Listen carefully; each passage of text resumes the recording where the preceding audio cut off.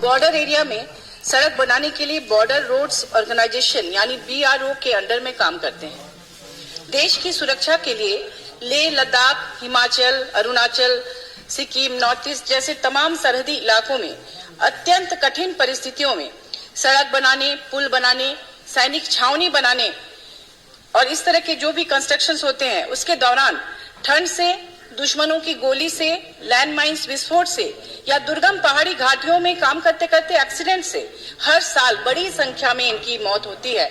ऐसे मजदूर भाइयों की न तो केंद्र सरकार कभी उन आंकड़ों को सार्वजनिक करती है और न ही कोई सुध लेती है। सरहद पर बॉर्डर इलाके में देश के लिए जान देने वाले सैनिकों से कम नहीं है इन मजदूर भाइयों की शहादत। सैनिकों के लिए देश की सुरक्षा के लिए सड़क, पुल, सैनिक छावनी आदि बनाने के दौरान जब वे अपनी जान गंवाते हैं तो उन्हें भी शहीद का दर्जा मिलना चाहिए या नहीं? क्या उनके बारे में कभी किसी ने सोचा है?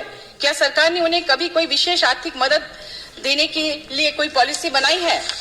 आप लोगों को यह जानकर आश्चर्य होगा कि इस देश में BRO यानी बॉर्डर रोड्स ऑर्गेनाइजेशंस में काम करने वाले 90% मजदूर उसी संताली समाज के, जिस समाज से हमारी माननीय राष्ट्रपति श्रीमती द्रौपदी मुर्मू जी आती हैं। वर्षों से संताली समाज के मजदूर भाई बॉर्डर इलाकों में काम कर रहे हैं।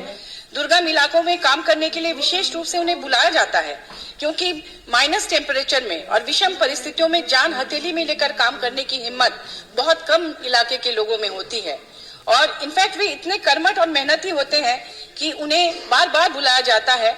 उन माइग्रेंट आदिवासी मजदूर भाइयों के वेलफेयर के लिए, उनकी सुरक्षा के लिए, उन्हें सोशल सिक्योरिटी बेनिफिट्स देने के लिए क्या कभी केंद्र सरकार ने कुछ किया? कोई आर्थिक पैकेज दिया? सैनिक जब शहीद होते हैं तो उन्हें श्रद्धांजलि दी जाती है, शहीद के परिजनों को आर्थिक मदद दी जाती है, मगर उन मजदूर भाइयों की शहादत किसी को नहीं देखती।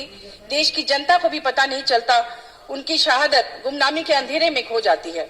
उनके लिए केंद्र सरकार द्वारा इंश्योरेंस पॉलिसी होना चाहिए और पेंशन की भी व्यवस्था होनी चाहिए। जब उनका एक्सीडेंट होता है तो कोई भी जिम्मेदारी लेने को तैयार नहीं होता। कई बार उनके परिजन लाश लेकर इधर उधर भटकते हैं कि कैसे उनको घर लाएं। 2020 में DG BRO के साथ उन मजदूर भाइयों के हित में एक MOU साइन करने की बात वर्तमान झारखंड सरकार ने की थी, मगर अभी तक केंद्र सरकार द्वारा कोई ठोस कदम नहीं उठाया गया और न ही कोई वित्तीय मदद देने की तैयारी हुई। मेरा अनुरोध माननीय वित्त मंत्री जी से है कि वे अविलंब उन मजदूर भाइयों के बारे में सोचें और बॉर्डर इलाके में काम करने के लिए जो मजदूर जाते हैं उनके लिए अविलंब कोई व्यवस्था करें।